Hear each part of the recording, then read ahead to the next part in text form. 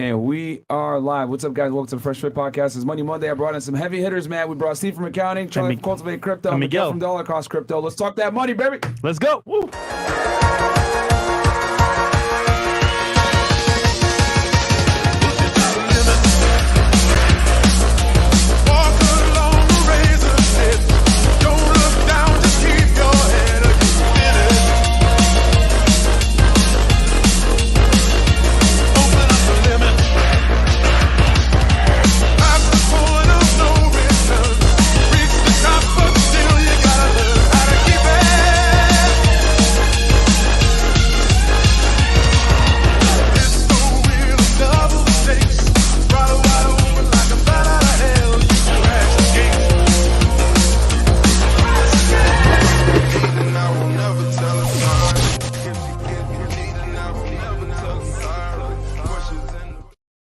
Hey, what's up, guys? Welcome to the Fresh Fit Podcast, man. We got the boys in town, man. Quick announcement, we get into the show, guys. Number one, patreon.com/freshfit. Get all the behind-the-scenes content there. Also, get the merch at FreshandFit Podcast store. Also, we're on Spotify, Google, and Apple Podcasts. Just make sure you wear headphones so you don't get in trouble with your job or fired from your lift or get some angry feminists get pissed off at you. Your girl might hate us. Yeah, too. Yeah, seriously, man. Shout out Steve will do it. Yeah, facts. And then also, guys, check out our other YouTube channel, Fresh Fit Clips. On there, we post 2 clips per day. We might start putting clips only on there from now on, guys. We're debating whether we're going to take it off the main channel and only put on the clips channel. But stay tuned. We'll let you guys know if we end up making that decision. And then also check out Fresh's vlog. Guys, for behind the scenes, man, check out the vlog channel. 100K on the way. Let's go. All right. And last but not least, check me out on Fetty, guys. Yesterday, I broke down the Vibes Cartel case. I did it with Dollface, and then I also did I filmed the Pablo Escobar, a drug trafficking network that worked for Pablo Escobar that got busted in the 90s in New York City. So it looks like I'm going to upload that one tomorrow, and I also have the Robert Hansen one ready to go for y'all. So I get you guys in the polls. You basically wanted the Escobar case to be broken down, so that's going to be uploaded tomorrow, man. So without further ado, man, let's introduce the special guest in the house, man. We could start with our boy Steve. Steve from accounting. Guys, thanks for having me back. It's always great to be here in Miami. Yep, I'm Steve. Steve from accounting, and I'm a CPA. Been about CPA for about 25 years. I have a couple of practices here on the west side of Florida, and it's my clients here.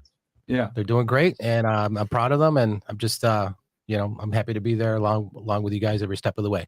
Yeah. So how long have you been an accountant for? So I've been, I'm dating myself here, too long. More than 25 years. Holy shit. Yeah. Oh man. Yeah. Somebody's dead. And we'll talk about how much money Steve is actually saving me, man. It's crazy, bro. You need a good accountant by your side, guys, especially if you're like an entrepreneur. It's just not negotiable at this point, man. Yeah, someone said Steve will count it. Yeah, get it? Oh, there you go. Steve will count it. Steve will count it. I like that. If you guys are wondering, yes, he is Steve from accounting, the guy that may or may not be having sex with the girl that works at your job. Yes. What's your Instagram, Steve? Steve from Seeing Beyond the Numbers. There you go. Seeing Beyond the I always thought that shit was funny when Donovan says, Kevin in sales or Steve from accounting is smashing your chick. Like, He's right here. He's man. This is the guy. The real guy. This is the dude at the phone cannon party. Oh, man. Shout out to Rolo and Donovan. What about you, Miguel?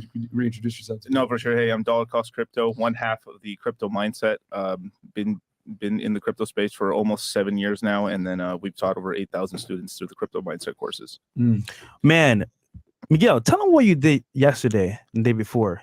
How many Zoom calls you did for the students for the course?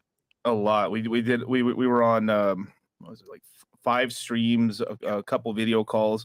I mean, basically we've been working nonstop since we've been here. Yo, 5 streams. I mean, crazy. We work hard, but 5 streams? Yeah. Yo, that crypto course is gonna be crazy. Yeah. Heck yeah, man. And last but not least, man, Charlie, all the way out in Tokyo, Japan, and he finally found a collared shirt, man. Is that a shirt? Hey.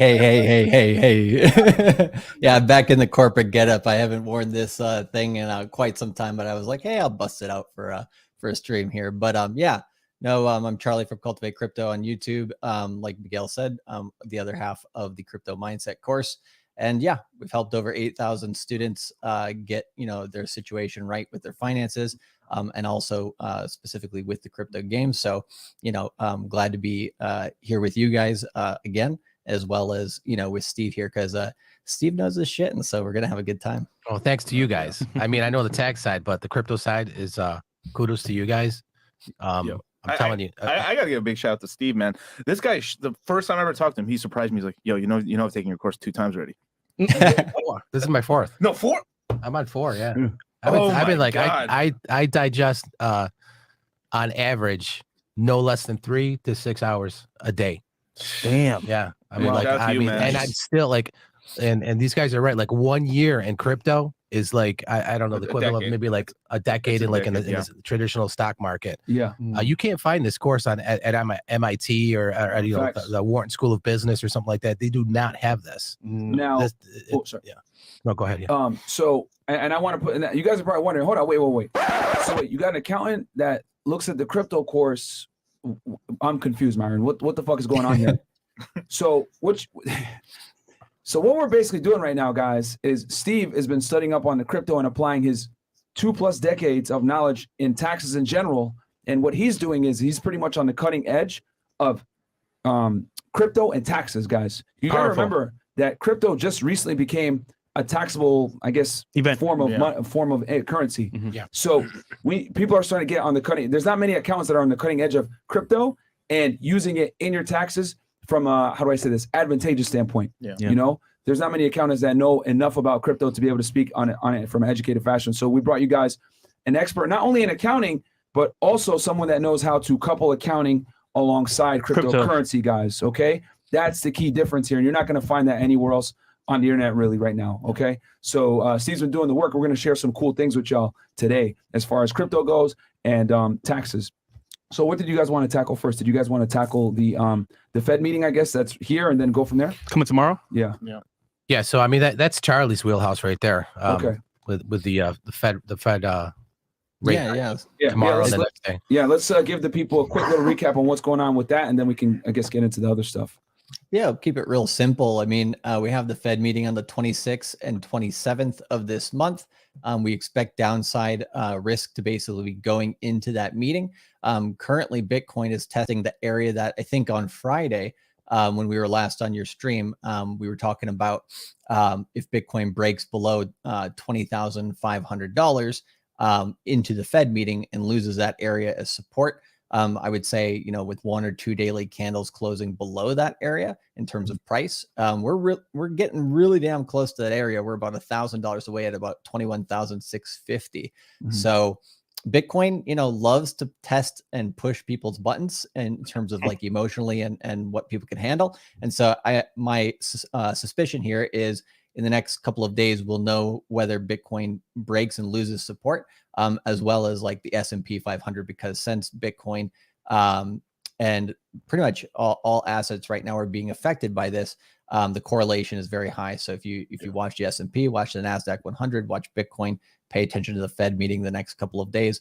Once the actual number of the rate hike is announced, whether it's 75 basis points, 100 basis points, or something else, you'll see a rather immediate effect on the market. But if Bitcoin does start rallying, let's say it holds this area of about 21,000 or so, and it starts rallying in the next couple of days going into, let's say, Thursday or Friday, then we can have a pretty good move to the upside going into August. So it's kind of the next 3 or 4 days essentially is make it or break it for crunch time. the next few months. So just sit and wait until then.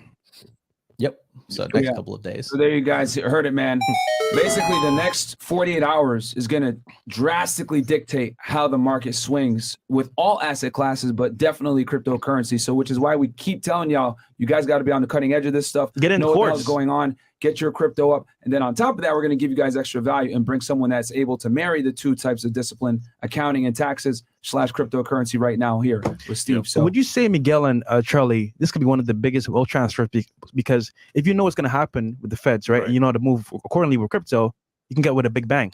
Not true? No, dude, that's definitely the case. I mean, that's the reason we had the course come out around this time. Like it isn't a coincidence that we had the course start on the 22nd in terms of sales. It's because we want to be able to go on YouTube, tell everyone about it, and kind of hold everyone's hand during this time, because people get freaked out and stuff. Like, we're about to get. This is going to be a turning point. This is going to be a huge turning point. We're about to get like a 1% increase in the federal funds rate. Yeah, that's a huge one. We 75 at the lowest, guys. At the lowest, yeah. Like, I mean, literally 2 months ago, we were like 50.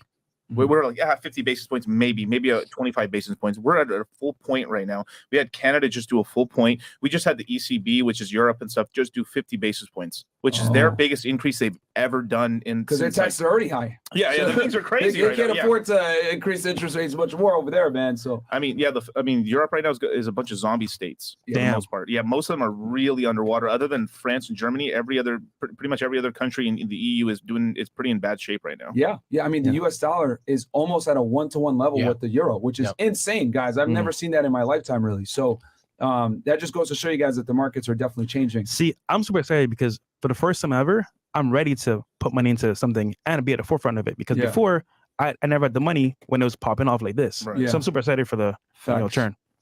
So Steve, can you talk to us a little bit about the speed of adoption of cryptocurrency? And you used some really good analogies earlier that we were discussing. You can kind of, I guess, go right into it. So absolutely, and I know everybody at this table doesn't remember this time frame, but back in 1994.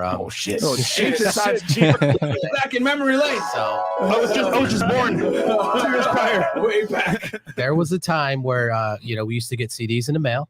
Yeah. Actually, we had CDs and you used to plug them into your computer, and basically you would get AOL discs for hours on the internet. Okay, that was 1994. AOL. LOL. AOL, exactly. So if back then we didn't really know what the internet was going to be or what it was going to, I mean, we didn't have anything. Cell phones were just a thing at the time.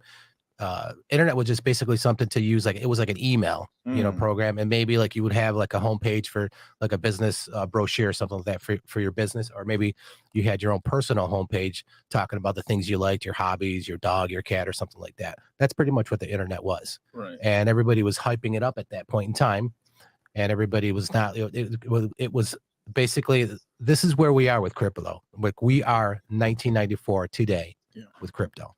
I mean, we are at the adoption rate. It's the same speed as the adoption of the internet right now. So if you project that forward, here's where we are today with the internet.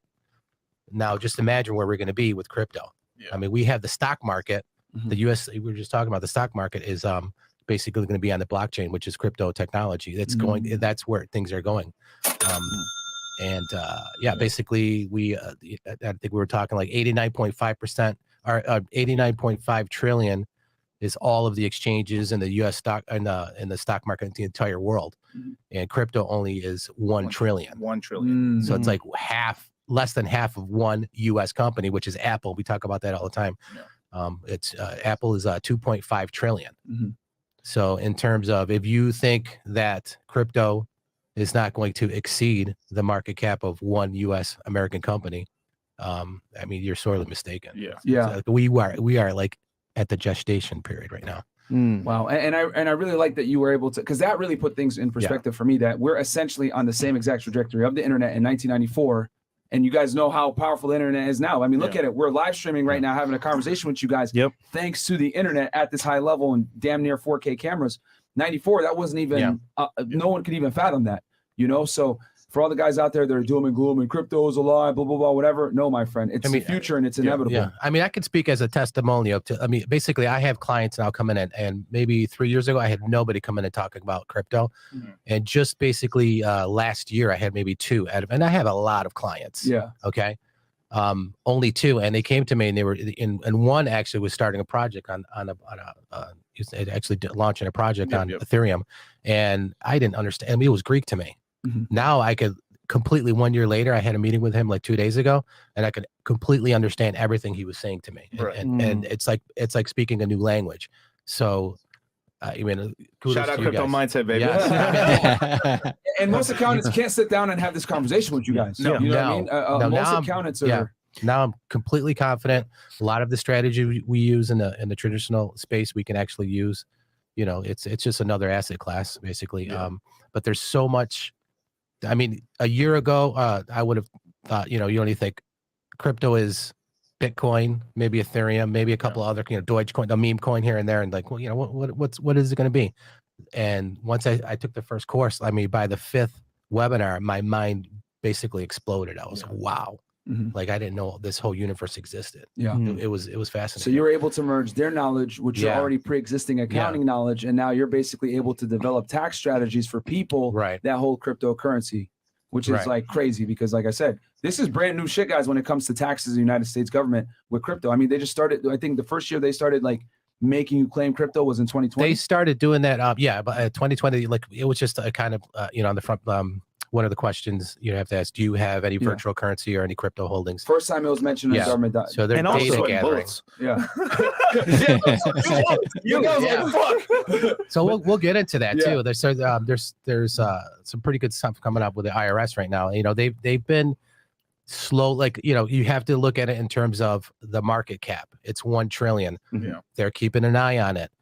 We have all these governments talking about, going to the digital currencies. There's like 100 countries that are going to go to a digital currency. So it's like you either get with these guys, you learn everything that you can about this, or you just, react later. And, basically you're going to have your bank controlled by the U.S. government, not Bank of America, not Wells Fargo. It's going to be controlled by the U.S. government, and they're going to see everything that you do, and they could shut you off at a moment.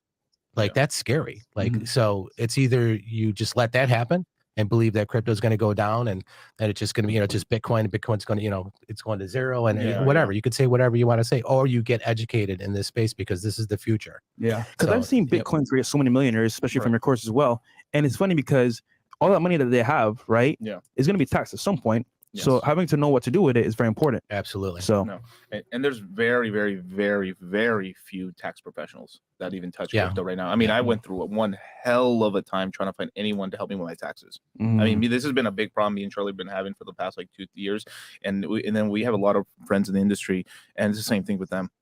I mean, it's kind of like even right now, most people are kind of closing their eyes, just hoping like hoping this is yeah. Well, and a lot of people try to do different things that probably are not what you want to be doing, because eventually the tax man will catch up to you, right? So there's a lot of crypto people who are like, I'm just gonna lurk in the shadows here. I'm gonna lose all my crypto in the sea, or I'm going to do whatever, right? And what they don't realize is, you might get away with that for a few years, but if you're really doing well in the crypto space and you are realizing those gains, you can try to run around the world and do this stuff. But we saw with 3 Arrows Capital, right? These guys who basically lost a shit ton of people's money in Singapore, right? They tried to flee. They tried to go somewhere else. They ended up in Dubai, and now talk with Forbes. exactly right. And so a guy like Steve is extremely important for people who are new to crypto and people who have high goals in crypto, because if you don't have somebody who knows their shit with both crypto and taxes, like which Miguel said is super hard to find, then essentially you're going to be on the back foot. And then if they do come for you, what are you going to do, right? You're just going to get even more screwed than if you were honest in the first place, or if you were basically working above board. So I know a lot of crypto people don't like to hear that. A lot of degens don't like to hear that, but it's important to look at it both ways. So we're really, really happy to have Steve in our course for the Q3. And it's going to be a hell of a good webinar and a lot of information there. And we will do a non-recorded portion of that within the course. So, we can't control the questions that you ask, but degens are going to degen, right? I literally think this might be the first ever live tax webinar anywhere in the crypto world. I've never heard of one. Wow. Yeah. I mean, you guys are about to get it. Yeah, we're the only course talking about taxes now. We're having Steve from accounting. Watch out. That's powerful, man. Yeah. No, that's powerful shit, man. You're hearing it first on FreshandFit. There you go, sir. There you go, my friends. Bam. Ain't no other. Now you guys know why we align ourselves with only Miguel and Charlie when it comes to the crypto space, man. Because Pioneers. There's not really other cryptocurrency content creators that provide this kind of value, guys. So I'll read these chats real fast. What do we got here? We got Dom. Shout out to Steve for saving lives at the Vegas pool party and giving good advice at the same time. Still got my property. Well, you can tell us a little bit about that. We had a guy there, and he wasn't drinking. Young kid, and it was like that stadium was like it must have been 120 degrees in there. And skinny, tall kid. just passed out after a couple hours. We're hanging out there, and it was like so, the dry heat in Vegas, and we were in that soup bowl there. And he all of a sudden I looked over, saw his eyes were rolling back, and nobody really noticed, and I was like, that guy's gonna fall or something. I was like, his eyes were rolling back, and I just ran over and like I grabbed him right before he fell, and they came with a wheelchair and he wheeled him out, and he was okay. It was just heat exhaustion. Wow. Yeah. Steve from the paramedic section as well. Everyone was pretty hungover because we had the first crypto mindset meetup. We had a huge 3-story mansion party and stuff. And Steve from accounting was there. I was there. I was at the party. You didn't see me. I noticed that. I was like, I was there. Yeah, you were slowly in the cut. Yeah. No, I think I was talking to Charlie's dad probably for a good 3 hours. We were over in the corner just That's hilarious. From Steve in accounting to fucking Steve from the ambulance. All right, let's go. What do we got? We got next here. Jacob. $5 from Jacob. How many times has the Top G been on your podcast? I'm trying to watch them all. Much respect, gentlemen. He's been on like four, 5, 6 times. 4 or 5. Yeah, because when anytime he comes, guys, we pretty much do 2 to 3 shows with him at least. Yeah, we let him talk the whole time. Yeah.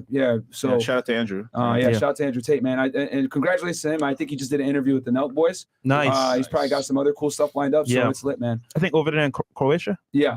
Yep. Shout out to all those guys. El Jefe ready for the Q3 mindset. Yep. Shout out to you, Tap 2. Ray. When is the Charleston White Club happening? When he's back in Miami. Okay. We'll do a collab with him. Yeah. Okay.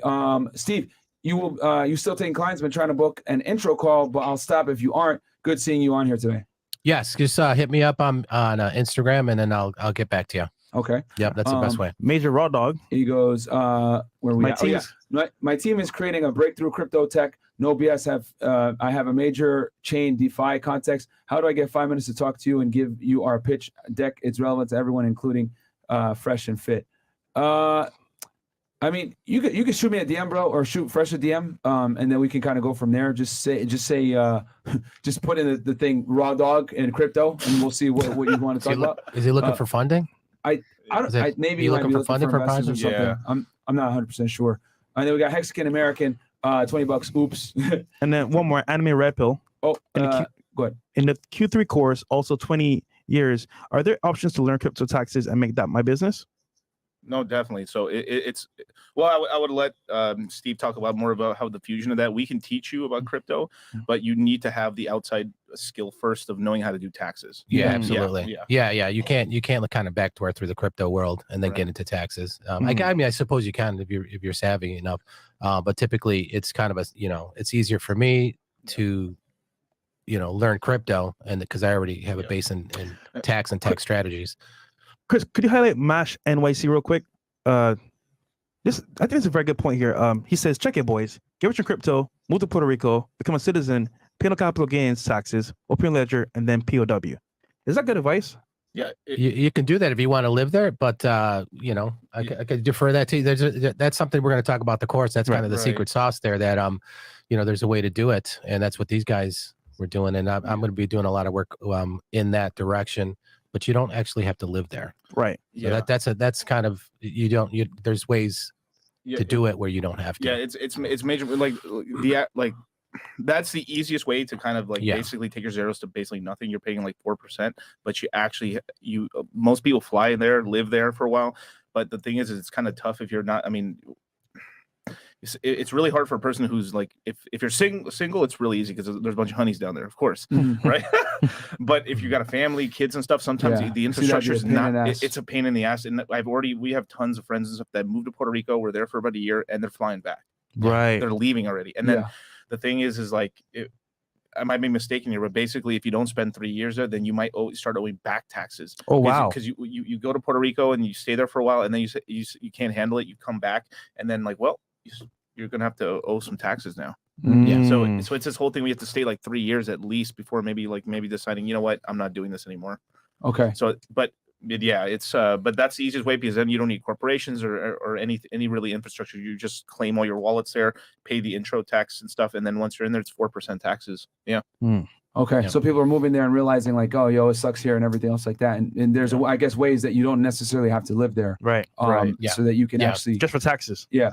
Yeah, because a lot of people do that. I've seen a lot of entrepreneurs do that. Luckily, we got friends that did that. Yeah, fuck yeah. I mean, I love Puerto Rico though. Puerto Rico is really nice. Yeah. Look at Logan Paul too. Yeah, a lot of big influencers are doing that. So I mean, I wouldn't be surprised. So I guess we could talk about the shortage of mining. So we were discussing that as well. as far as well, you want to talk about China? Yeah. Yeah, too. Yeah. So I mean, so last year China just went full like Terminator mode on crypto. Basically, they were having capital control issues where basically there were certain parts of because obviously we had the whole Android 19 epidemic sort of going on around the world, and they were having trouble controlling people. People were able to. When you say Android 19, what does that mean? Oh, the COVID. Okay. Yeah. Well, I was trying to protect you. I was like, wait, no, it's fine. Okay, yeah. So COVID went down. All right, and then what? Right. So basically, people, they have a lot of cheap electricity in China, right? So what they do is just get Bitcoin miners. I'm thinking Dragon Ball Z and shit, man. What? I mean, right now they're trying to get the super Android 19. Yeah. All right, my bad. Fanboy. Yeah. But basically, what's going on is that they have cheap electricity. They just they have the hardware. They can make it there in China, and then from there they can just make these Bitcoin miners. When you have a Bitcoin miner and you have free electricity, you can basically print money.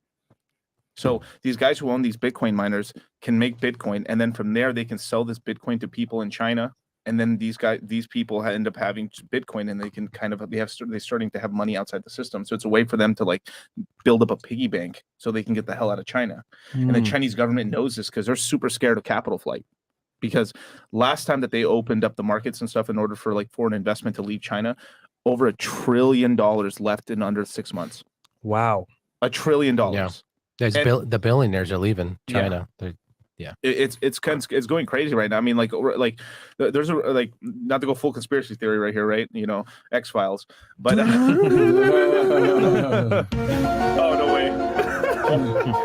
I got you. Yeah. But basically, what was going on is there's like we've been hearing kind of like whispers that there's kind of like open rebellions going on in China, especially in mainland China where like most of the farming is being done right now. But it's always been kind of quelled down. So they've been saying like, holy crap, like, you know, the whole COVID-19 thing is starting to come back only in certain parts of China. And those certain parts of China are just the places where the rebellions are starting to happen. I mean, you never hear this kind of news anywhere. And so we have people all over the world. We have students that took in the course and they're from China, and they're letting us know like what's really going down there. And it's really crazy right now because basically some of the main banks in China right now, and this is open news now. This news never gets out. It's leaked out. Yeah, it's leaked out that there's open protests because these farming banks have basically said, you know, your money's not yours anymore. I know it's a communist. It's crazy. They're communists and everything like that. But no one really believes that. They're like communists, but they use you know it's like business communism basically. It's like we have businesses and stuff. We're still entrepreneurs, so you still have your money. But the bank said no, your money's not yours anymore. It's ours. And the people are in the street protesting against the government right now, and like it's gotten so bad now that like it's literally on social media here in the West now. Okay, that's huge. China always blocks out that type of thing to like not let people see that there's any unrest in their country. Right. Yeah. So they're obviously the most authoritative country and controlling country of their population, and they censor the censorship. So the stuff doesn't leak out. Yeah. So this scandal with the banks, these farming like in Henan. I think there was like 4 major banks, like $60 billion of basically people's money like is basically they're not going to get that back. And these are people that, so they're panicking. Obviously, this is all their wealth. Yeah. So, and in China right now, there's 100 billion holders of their digital currency, which that's a test because there's 1.5 billion people in China. Right. So they test things, and there's 100 million digital currency controlled, like the Chinese digital currency wallets that's being tested right now. They also have the COVID QR code vaccine deal. So like a lot of people were rushing from the cities to go get their money out of their bank, trying to before it shut down. And as soon as they got to the town, they looked at their phones and their QR code went red. Oh, so they turned them away. They beat them down. They turned them away. Like, this is all filmed and everything, all leaked out of China. And you talk about the Bitcoin miners in there. There's 22% still being done. Last year it was zero. It was zero. They keep banning it, but it's like whack-a-mole. It keeps popping back up again. So 22% of Bitcoin mining is now being done in China as of a year later when they got it from zero. So they're the biggest miner right now. So let me get this straight. Basically, the Chinese are suppressing the mining of Bitcoin, have done so successfully, but the past year, it keeps popping up. And now China controls 22% of all new Bitcoin being made at the moment. Yes. That's incredible. Yeah. So it's like basically you look at Bitcoin like the bear bug, basically. Can't kill it. Yeah. It's gonna keep going. Yeah. So if China can't stop it, then that should give everybody a little bit of promise in the future. Where we're not so as authoritative, actually, besides Canada, where they took the money away from there. But, well, like China's a really good test for all of this, right? Because like it is the stress test of Bitcoin and crypto. And at the local level, what people were doing essentially last year when they were forcing miners out of China, what they were doing at the local level is like a lot of Bitcoin miners had a lot of relationships with, like, for example, local electro plants, right? And so what they would do is like they'd go and talk to the people at the plant. They're like, we're a really good customer of yours. We'd like to do a lot of business. We'll give you some Bitcoin on the DL.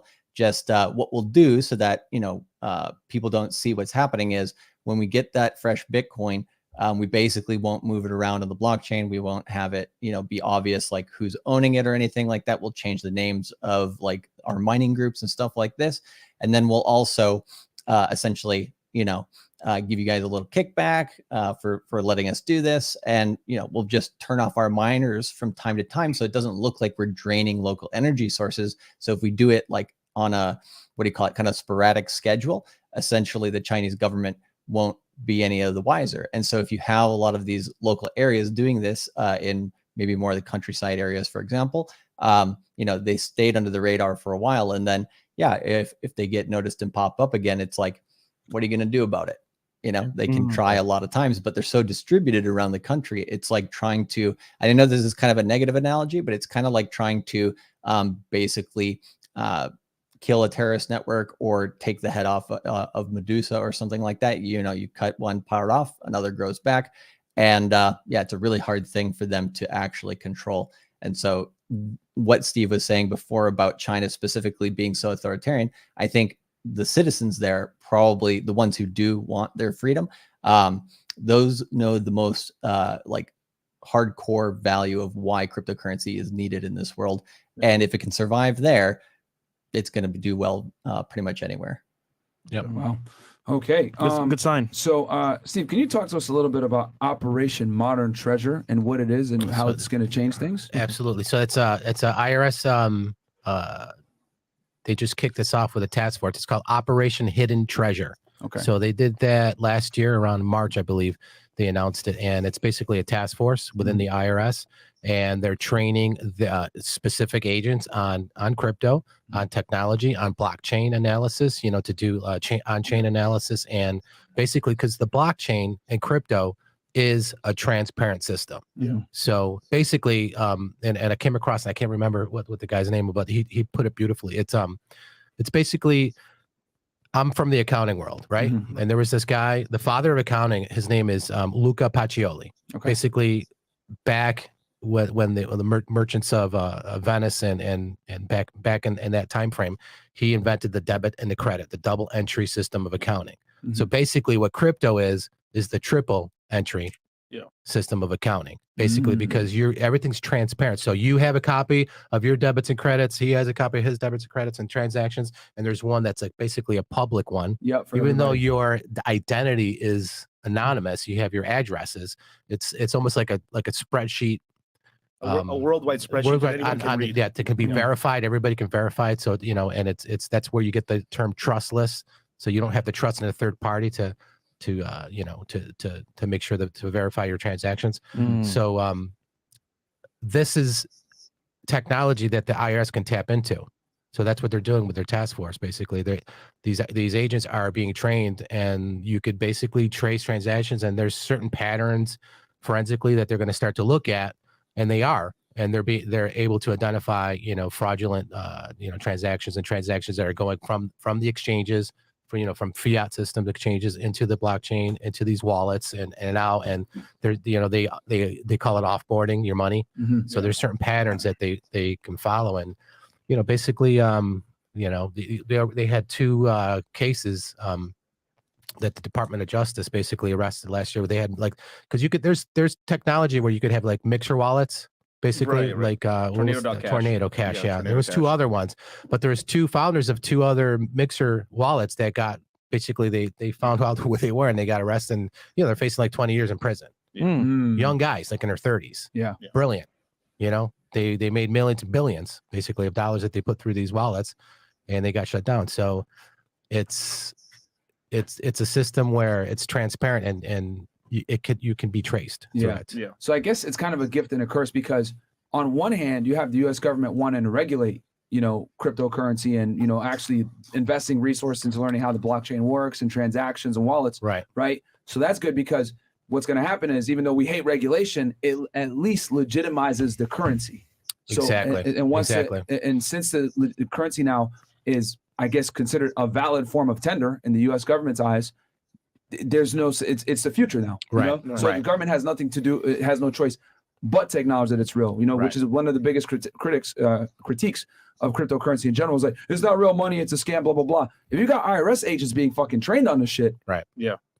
Guys, it's here to stay. It ain't going nowhere. Right. And they're just, it's easy for them to, pick out targets and use them as an example and hand out harsh penalties, maybe try to do some criminal, trials, to take it to a criminal level if that, or just, with civil penalties, just really hit them hard with penalties.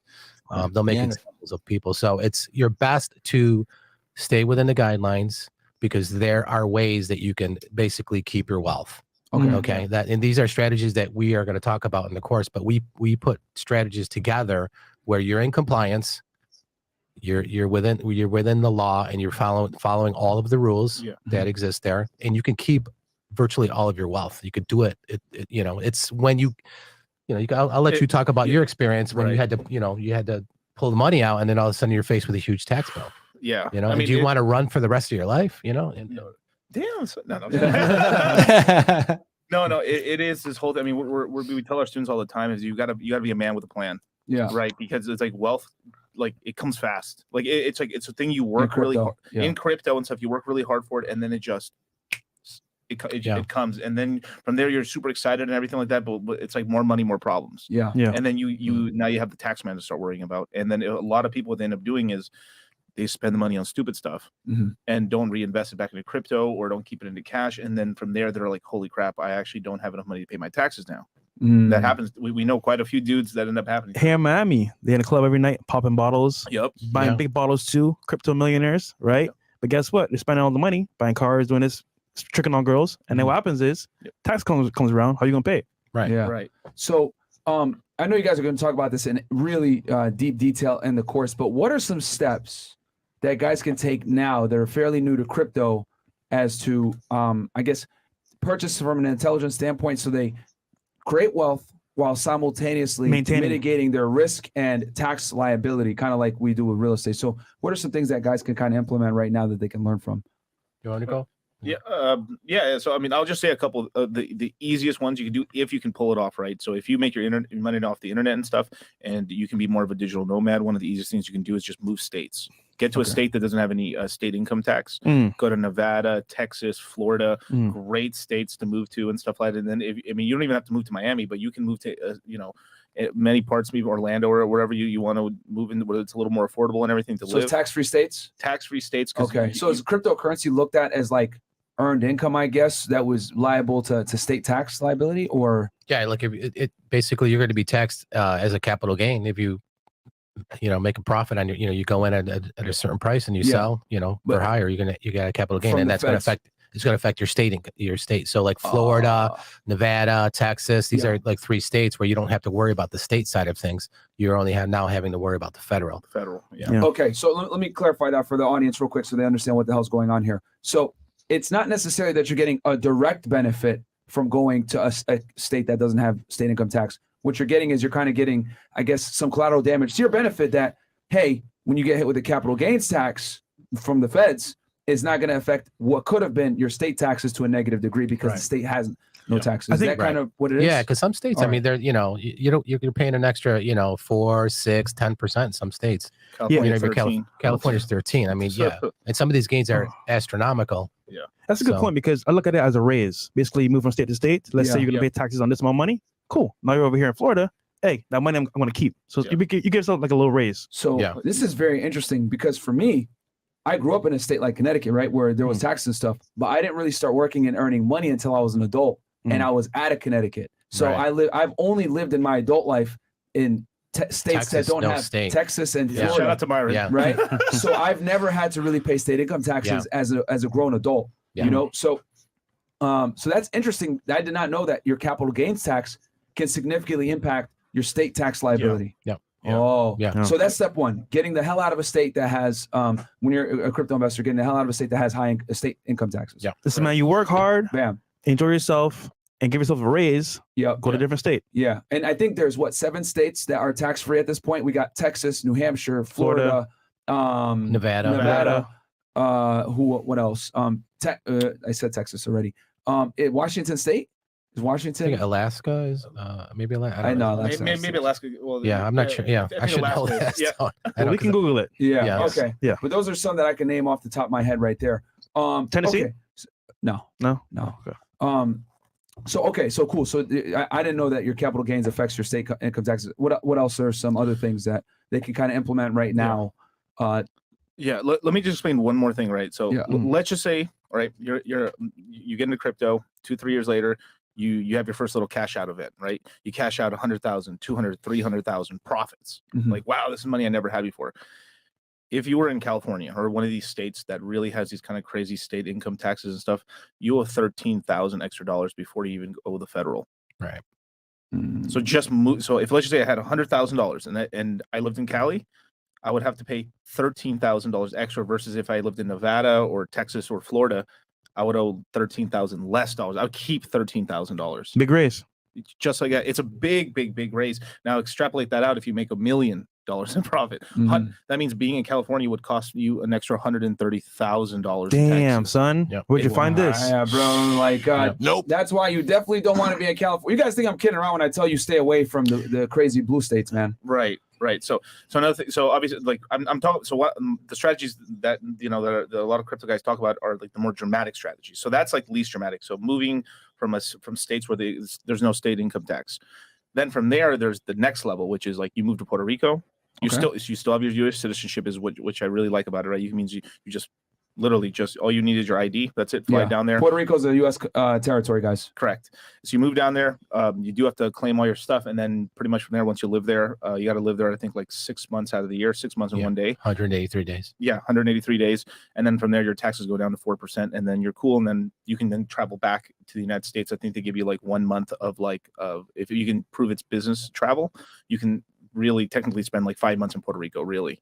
And then you have the rest of the time anywhere in the United States. Nice. Okay. So, Yeah.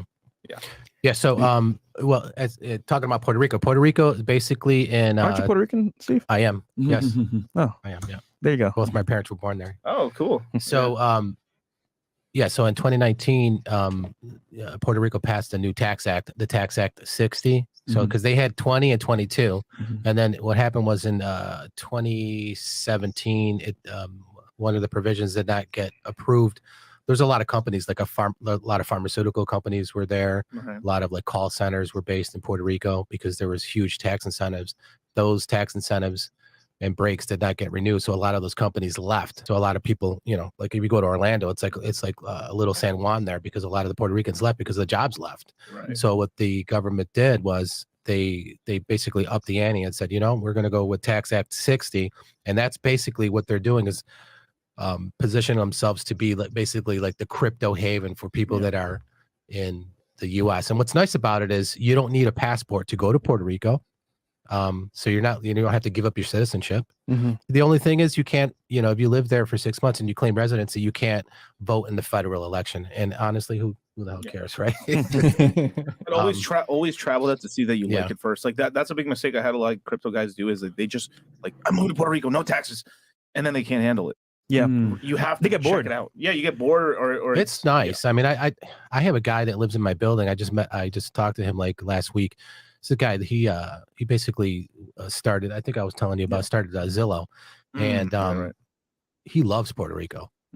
I mean, he loves the food there. He loves I mean, he absolutely, and I love it too. I mean, I travel with a lot of my clients there. I mean, there's a lot of great things about it. There's a lot, it's something that if you have to like leave everything behind and you have stuff here in the States and you're going there, you gotta be patient with some of the services there because they're on island time. So you're not going to get, So question for you guys. As you guys know, I'm a real estate guy, and Steve, you've helped me do my taxes. One of the benefits for real estate for me, right, is that I'm able to buy the real estate and the depreciation is so strong that I don't necessarily have to move to Puerto Rico to get a strong savings in taxes. Right. Is there another route for guys? Yeah, absolutely. Oh, that's why Charlie. Oh, sorry, yeah, I've been background noise. Sorry about that. Is that an earthquake over there? Yeah, I'm hearing the ocean. I saw him on the stream a couple of days ago, and he was like, "I saw your chair shaking like that." I was like, "Oh, you were just like talking like nothing, like there's an earthquake going on." Right? No, yeah, don't worry about it. So we know. So for real estate guys, a lot of them don't have to leave the United States because they're able to depreciate their assets that they have to save money.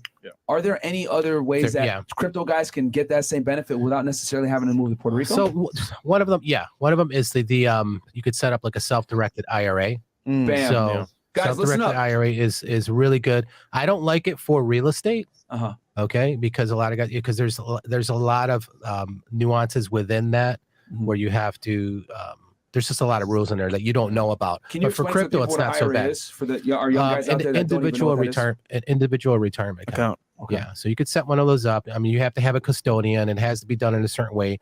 A lot of the rules and getting into the in depth is far beyond the scope of this podcast here. But that's one of the ways. If you ever want to look into that, that's something that we're probably going to start to develop to teach guys how to do that. And it could be something that we'll touch upon in the course too as well.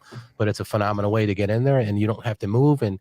You could basically, because a lot of these guys are using after-tax dollars, so you can do like a Roth IRA, and then when you pull your money out, you don't get taxed. That's the beauty with a Roth. So there's two different types of IRAs. There's a traditional IRA and there's a Roth. Traditional is where you put the money in and you get the tax deduction today. So basically, if you make $100,000 and you want to put some money away, but there's caps. The problem with that, there's caps of how much money you can put away. Okay. That's where some of the problems happen. So that you can't put that much money away per year. So if you want to go in with $100,000, you can't and get into the market. Like 20-something can't do that at this point. Yeah. So you're limited. So those are some of the things. But a lot of these guys are going in with a lot less. So I mean, it might qualify right now, and they're in their bags. We call them bags. I'm talking the jargon already. The crypto mindset. The bags. We call them. So their wealth within crypto could, let's say you go in with $5,000, and they put it under like a Roth, right? Because a lot of these guys, they're using after tax dollars. They're putting those dollars were already taxed, so they can easily do a Roth. And then let's say they're I talked to a guy. I'm not going to disclose his name. He was at the party in Vegas, but I think he put like $5,000 in, like early on in a project. I'm not going to name what it is, but he's got millions. He's like a 23-year-old kid. So he's got tax problems. So we're going to sit and talk with him probably at some point, put something together for him. But this is what happens. This is what happens. A lot of guys like that. This is what happens. This is not like this. And this is important. No one talks about this on the internet. Yeah, you can make money online, be internet king, millionaire, whatever. But taxes, guys, this is huge, man. Yeah, it's really huge. Yeah. So just so I can kind of understand it. So you're suggesting one strategy outside of going to Puerto Rico is you can basically take your crypto earnings, pull it out. I guess get hit with that capital gains tax when you do it. Right. Then put it into a IRA of some kind, and then it's going to go ahead and appreciate for you. So because you already got taxed on it, and that might be a better way. That's a better way. Maybe you get hit a little bit, but it's a better way to realize your gains. Right. Okay. Now the problem with that is like you could only put so much in per year. You're limited. So you're kind of limited into what you can put in there. But once the money gets in there, and let's say it grows to a couple of million, you could keep that money and keep it growing. And then when you take it, the other thing is too, you have to be of a certain age to take it out. So then 55 or 59 and a half, right? 59. It's 59 and a half. So I mean, a lot of these guys are in 20s. You want to wait that long to take the money out? So you got to figure out ways to take it out. So if you do like a 401k, I want to ball now. You could take a loan against it and pay yourself back, at an interest. But there's rules around it. Again, it's far beyond the scope of this podcast, but that's a way. That's one way. And what if you die? It goes to your dependent, right? And then that's another thing that you have to have these measures in place as part of a whole plan. That's kind of what we're talking about. Man with a plan. Domestic asset protection. There's a lot of LLC. You got to do an LLC. Like It's not- this is like the next level stuff. Because if you die, I think it goes back to like the state, right, or something like that. If you don't make well, plans if you for don't it. have heirs, no. I mean, it has to go through probate if you don't have a will. Or, you know, it depends on what state you're in too. Okay. And most people aren't really telling their family about where their keys are for their That's crypto and stuff. another problem. Yeah. So if you pass away, literally you could be worth millions, and then your family's like, I don't have access to the codes or the money or anything, and then they don't have any money. Yeah. And this is a huge problem that like it's just because no one plans to die. Yeah. You know, like you're just like, oh no, like I'll tell my kids and stuff, and then something happens to you, get hit by a bus, and then they have to either find it and a lot of the time it's encrypted for the most part, or people hide it into multiple pieces. You know, so it's kind of a crazy sort of thing. So having like that's one thing we're trying to teach our guys is just to have a plan, as well as like you do have to confide in somebody, tell them like, here, it's here and here, but like not your wife though. Yeah. Yeah. You know, I look at it this way: like if you're going to buy, a $300,000 car, are you going to have that car insured? Yes. Yeah. Right. Of course. Yes. So this is basically what you're doing with your wealth. If you have $1 million in wealth, are you going to you have to put an insurance plan together. And you have to have a team of professionals that deal with this on a day in and day out basis. You can go it alone, you can try to, why do that when you basically for a fraction of what you have in wealth, have a team of professionals put something together for you and you're set. You don't have to worry. So we've identified two different strategies. We, number one, going to Puerto Rico obviously is like the, most basic one. And then the IRA, right? And then actually a third, and then making sure you're not in a state that has state income tax. Right. Is there anything else people can do? Because you can't depreciate crypto, obviously, right?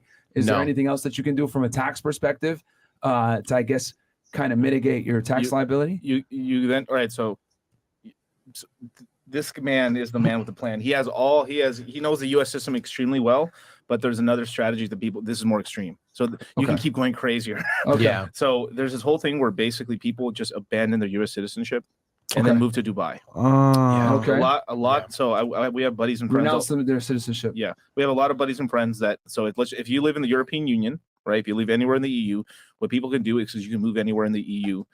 People are moving to Portugal. 0% taxes on crypto in Portugal. A lot of people live in Lisbon.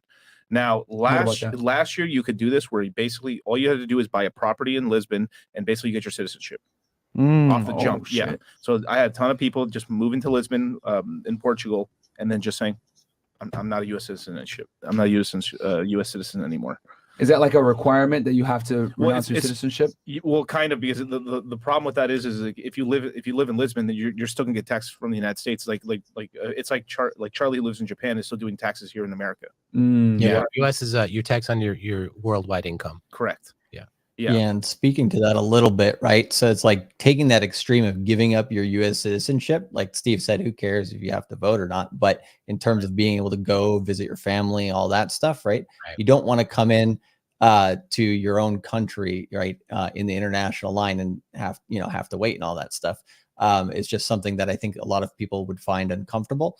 And also, countries like Portugal, they could easily next year, the year after, just decide, nah. We don't want to give that tax break anymore. We got all these crypto people here that bought houses. They'll probably stay here. They'll probably, go start taxing them now. Yeah. It's a honeypot. Yeah. No, this is why I said this is the most extreme stuff. This is like people who don't they're freaking out. So they just want to I need to pull the Band-Aid off and just run, they're almost running. So Dubai is the other one for tons of people from the UK run to Dubai. The most English people you ever see. It's in Dubai right now. So that's a huge nice city and stuff like that. You gotta be respectful and everything. Tate and them are always in Dubai. Always in Dubai. Yeah. No taxes out there. Yeah. No tax out there. Big money. That's no, it makes sense. Yeah. They're holding it back on us. Yeah. Shout out to our guys. Now we know why. The Tate Bros and Sterling and But I don't think they're always in Dubai, bro. I don't think they gave up their citizenship, right? I think they have dual. I think they have U.S. and I doubt. The Tates. Yeah. I think it's multiple UK. though. Yeah, he has multiple. Could it be? Yeah. Okay. That's the thing. That's the thing with some of the international countries, right? Like they don't have the same system as the United States, where essentially the United States is one of the only countries that actually follows you all the way around the world, wherever you go to take your taxes, right? You'll get taxed in the country you're living and by the United States. I think it's the amount is about if you earn over $100,000 in income per year, whatever's over that, the US is going to come get, right? So Damn. we do also have some people who will be speaking to the international side in the course. Yeah. Basically, I know, for example, in Australia, there's a little known thing where if you claim yourself as a trader, it doesn't have to be your profession, but you could say, hey, I'm a trader. I'm putting myself under this tax situation in Australia. You get like a huge discount on capital gains in Australia. So there's a little thing there. And then, you know, in the UK, if you move to another country in Europe, right, you can go elsewhere relatively easily. And you can just leave the UK. They're not going to follow you for taxes, essentially. So you do have to do some steps to set up that. So we'll talk about that in the course. And we'll have people talking about that. But because I know, like, for example, Fresh and Fit's audience, right, there's probably about 20, 30, 40% who are international, and same with our audience as well, right? So I saw some people in the chat asking like, hey, you know, do you guys help out in other areas of the world? Like, you know, the internet's worldwide, so we try to give information worldwide too. But it is a lot easier if you are not a U.S. citizen or if you're not based out of the United States to basically get in a tax advantage situation. And definitely Dubai for crypto right now, not only for individuals, but for corporations is absolutely massive. Wow. Okay. Wow. Yeah. We get some chats I'll here. read these chats real quick and we'll get back into it. That's a lot of sauce, man. Man, What you guys just got. Just Hold the on. past And this 10 is minutes this there is plus. free content. Yeah. All we ask, guys, is one, like the video, sub to the channel, follow Miguel, follow Steve, and also follow Charlie. And last but not least, if you want help, you want to succeed, get the course. That's it. Bam. Cool. There we go, my friends. Link is below, and check these guys out. Francius, Mana Spit. Thanks, FreshandFit. You provide value. You guys rock. We got y'all, man. FF chat, how much expendable capital is needed to actually take advantage of the crypto course? Should you have tens of thousands of dollars to allocate to this? No, $1,000. That's all you need. $1,000, and then just the willingness to learn, and then from there, as you work your regular job and stuff, you're able to just dollar cost average. That's why I call myself dollar cost crypto. That's it. I mean, if you spend $1,000 on this course, like I said, this is not something that you could find on a college campus in the best business schools. I mean, this is cutting edge stuff. They do not offer this anywhere on the internet. Like, this is not. But with $1,000, if you can't make that money back at least 2 or 3 times, yeah, seriously. I mean, that's on you. That's paying attention.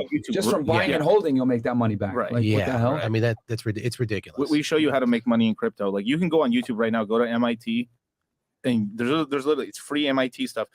What's a blockchain? You'll learn what the blockchain is, but you won't learn anything about how making money at all. Right. I mean, it's something I call like I call it professor coins or professor info, where it's like you learn everything about it. You learn how it moves, how it does everything, but it doesn't really teach you, like, you don't really make money on any of that info. Right. Like, we teach you the stuff that actually makes you money in crypto. Guys ask all the time how to be successful, right? Number one thing, invest in yourself. Yeah. Y'all go on vacation for $1,000, right? Have fun and relax. But come back to work then the next week, like, oh, damn, I'm still at work. Guess what? If you had another income, boom.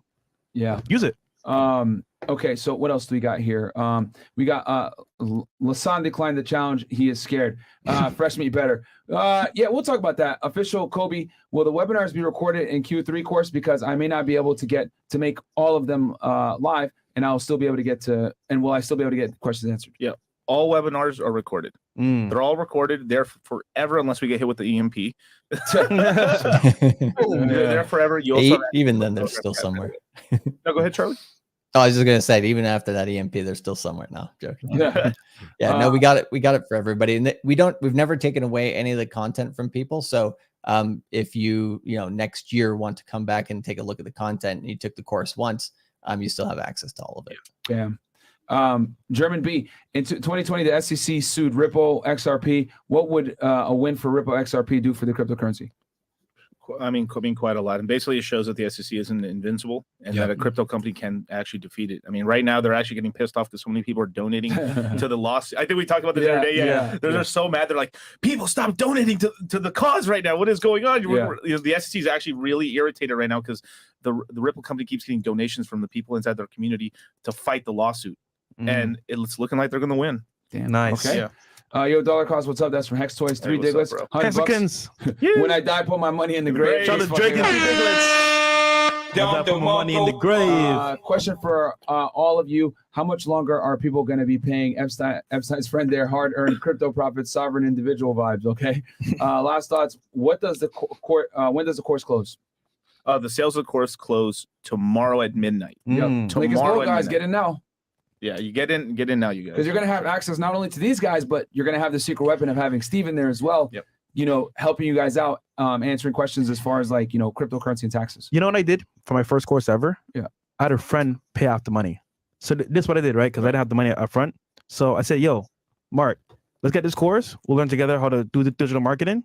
Like you get a piece, I get a piece, right? So what I did was I paid out the money. I paid out the money. We got the course, learned together, and we killed it. Yeah. So it's smart, man. We never get mad at a like he's like we get messages all the time. Hey, can I buy the course and can my mom view it or my brothers view it? We're like, yeah. Of course. We want as many people to, you know, to be able to like actually learn and teach themselves and stuff like that. There you go. Yeah. Share with your friends, man. So what I was going to say was, did you guys have another topic you guys want to discuss, or should we open it up to them for Q&A?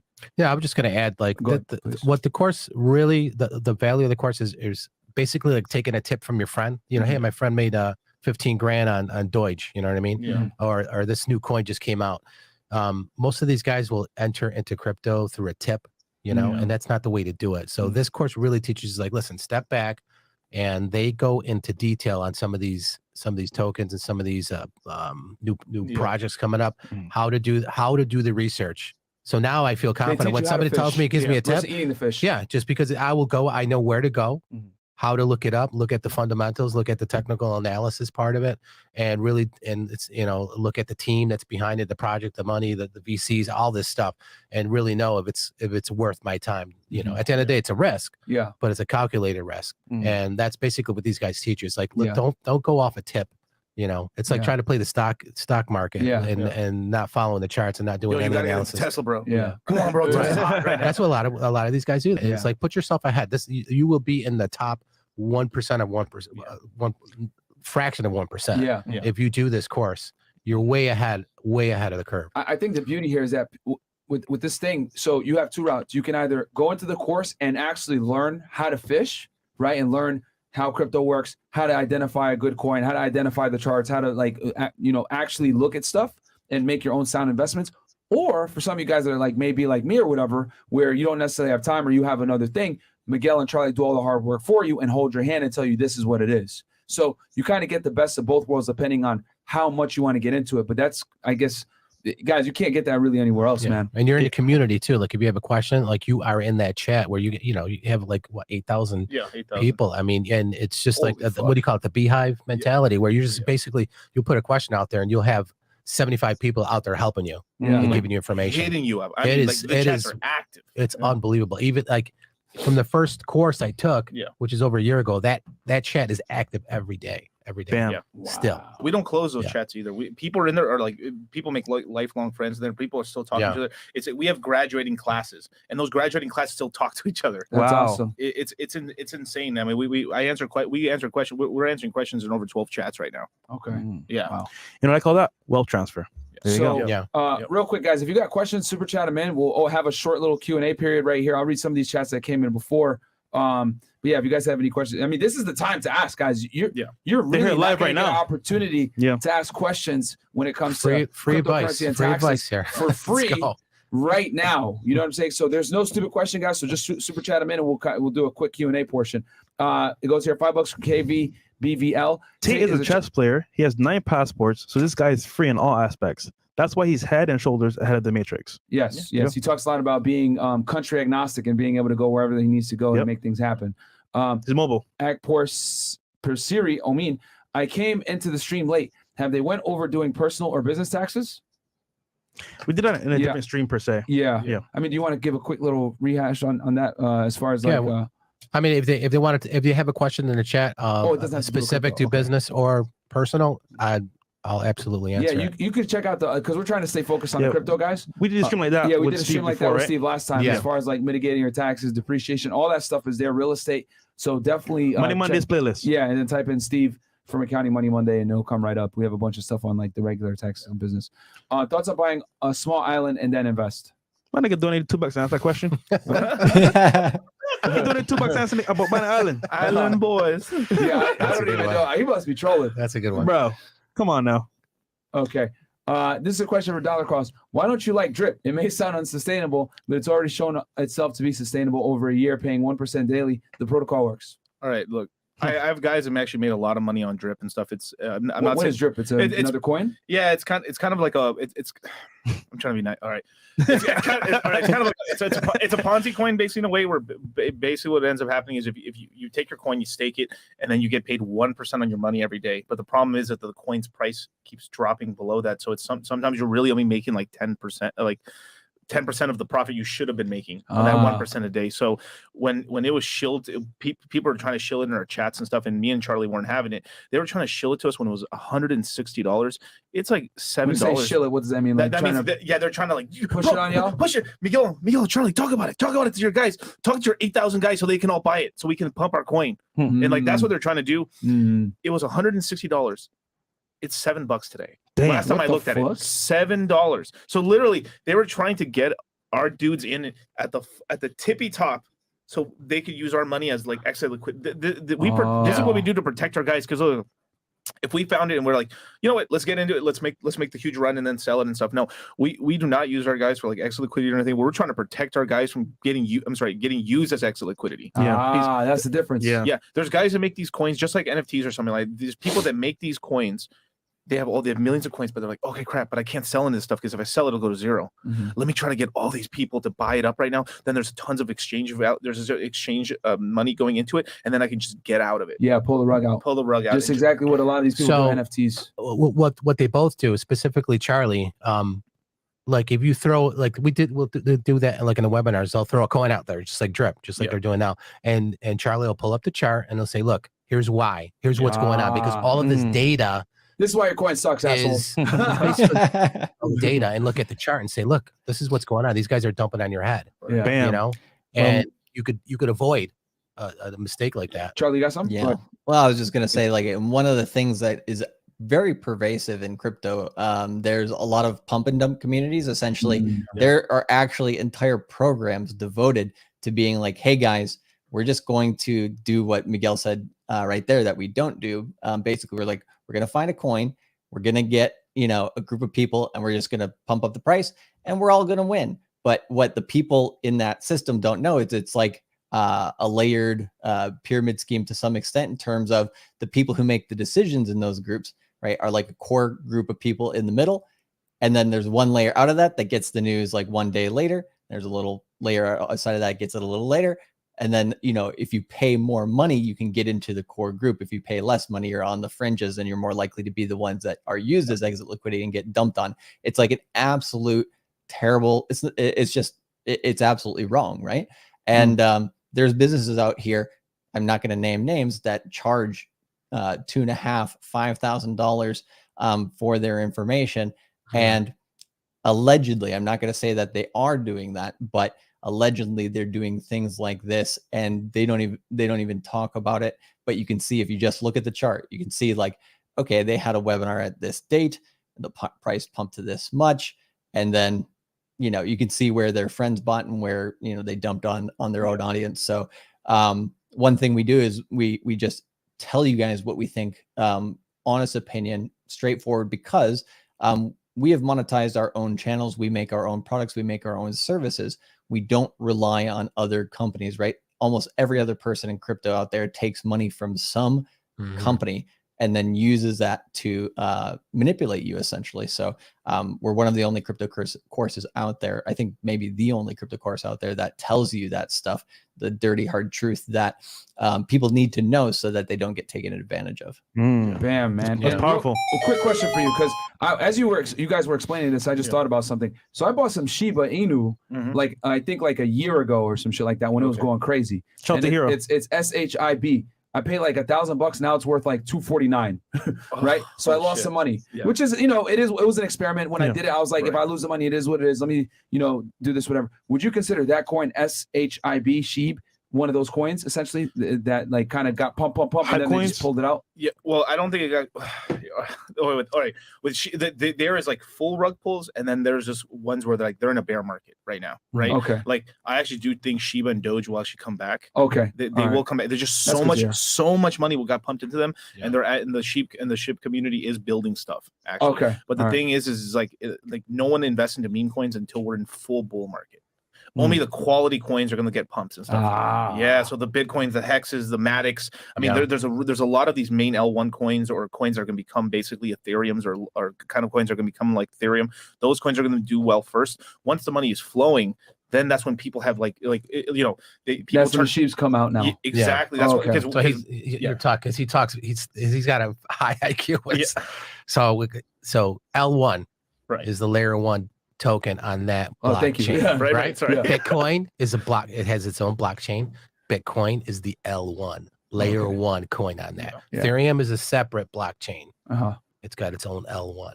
Okay. PulseChain is a new one coming out.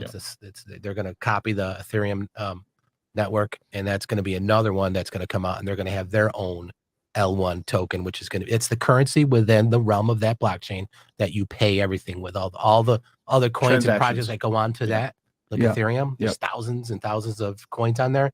They all pay in what's called GUI, and that's a fraction of an Ethereum coin. He's giving all Miguel's secrets. I just want to break it down because he's talking this stuff, and it's like that's Greek because you can't. A year ago you talked that. I'm like, what the hell did you say? I gotta go watch. Give me the guap. You gotta slow it down because these guys are super high IQ. Yeah. So it took me a year to get to down. this level. I was like, hold on.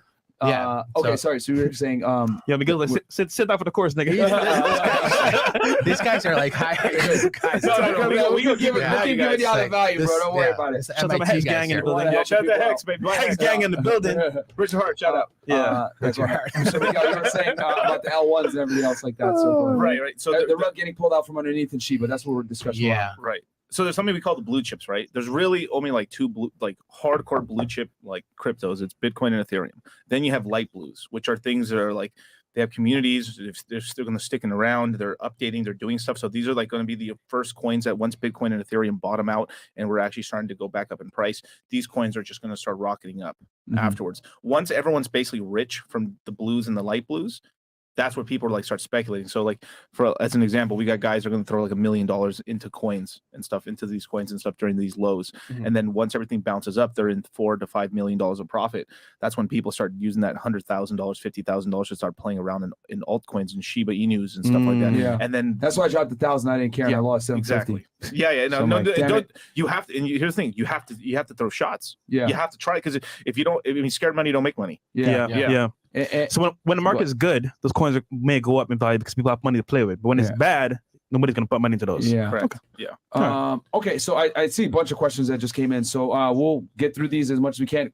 Chris, are we packed here in the back or not yet? Nope. Okay. So answer some questions. Jonathan Hogu, how would one set up for taxes if they mine crypto?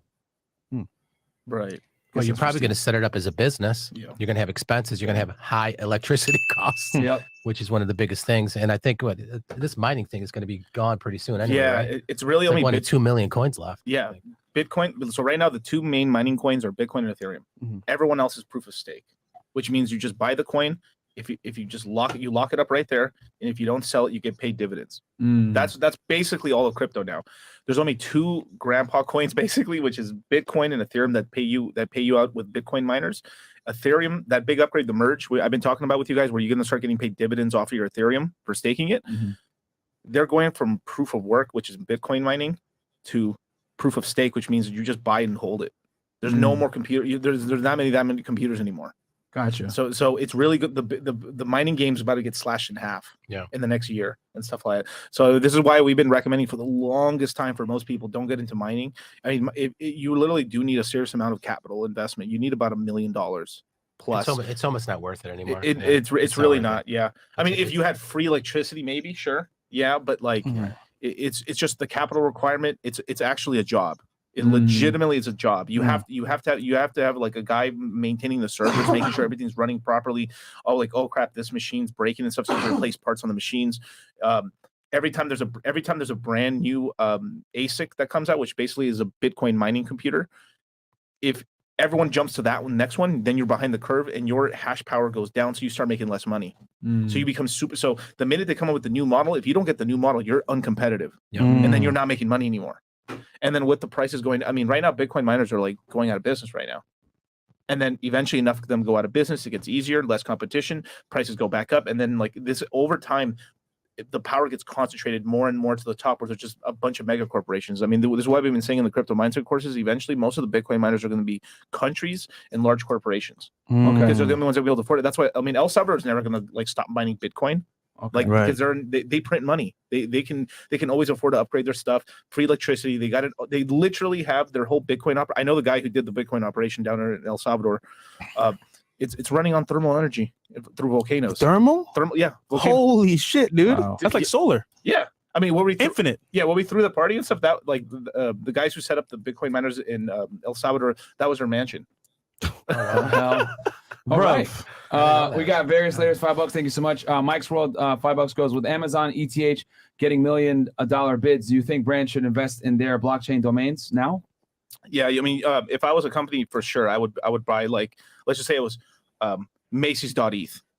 Just buy. I mean, like, it's a really simple thing where like you can buy the ETH addresses and stuff like that. Those, I think those are really the only ones worth it. Like an Ethereum address, so it'd be like FreshandFit.eth or whatever or like that. But for the most part, I would only really recommend that for a major business. For most of the time, you just go through your own PayPal store or your own website and stuff like that. That's only for people who are really doing tons of like crypto transactions for the most part, but you don't have to get it, but it is kind of useful if you want to do it. Yeah. Mushroom Hunter, $5. Go in depth on what XRP is and compare it to Bitcoin and Ethereum. I bet you're too afraid to do it since Bitcoin and Ethereum are useless dinosaurs. Mushroom Hunter. You know what you want to say back to this? Is funny when guys come in here and like swear allegiance to one coin. Right. Yeah. It's like, bro, this is what you guys don't want to be, which is like dependent upon one coin. You want to answer that though? Yeah, for sure. Okay, look, what XRP? Oh my god, dude! Like, I've been really nice to XRP for like the last all right, fine, all right. Basically, what they do is they're trying to be a SWIFT system, right? So they want to facilitate like interstate, intercountry, interbank transactions. They want to be the middlemen that basically they move money from here to this country. Western Union. That's what it is basically. They want to be a crypto Western Union. Yeah, the crypto. I mean, the thing is, everybody's like, you don't put your eggs all in one basket, right? Because remember we had MySpace. Right. Yeah. Where's MySpace? That's true. Where's Netscape? Half the people in the chat don't even know what MySpace is. Steve, remember Amazon? I'm not going to well, shit. Everybody was laughing at it. You're showing your age, look bro. what it's up. But I should, because that's where we're at now. So it's like, you don't, what if you would have thrown all your money into MySpace? Yeah. Right? That's true. Right. Where's it going to be now? Right? Yeah, so that's what we're talking. That's this conversation. That's what it is. AOL. All it is. All right, let me talk a little shit right now. That's like I got a little mad right now with the whole XRP guys. All right, you guys want to know why XRP hasn't been pumping? I mean, outside of the SEC basically fucking them. Tell him, Miguel. Tell him. Here we go. What the co-founder of XRP, Jeb McCaleb, he said, "Fuck this! I'm going to make my own coin, XLM." So he made a competitor, right? And this dude has billions of dollars of XRP, and he's been selling for the past 2-3 years. Is one of the reasons why the coin really never went past $3, dudes. Like he sells just enough not to destroy the price, but he stops the pump on it. So this guy has been like just market selling, fucking Jeb McCaleb and stuff has been market selling XRP for years now. And stuff like that. And eventually he's going to run out of XRP, and then finally he's out. He's like, finally it's that. But this is why I'm more bullish on XRP doing well, in this cycle versus last cycle, because that huge seller is going to be out, and then from there we can actually get a run, and then hopefully if they win their SEC lawsuit, they're doing pretty well. But like you want to get in things that actually can go up in price. So we're coin agnostic, right? We get into coins that make money. We teach people about like what's the current opportunity. If there's a coin that we like, but damn, they're fucking up, we'll tell you. And we'll tell you. It's a huge thing, Go ahead, Charlie. I was just gonna say, we'll tell you the good, the bad, the ugly. Like, right? The good thing about XRP is, can you make money on it?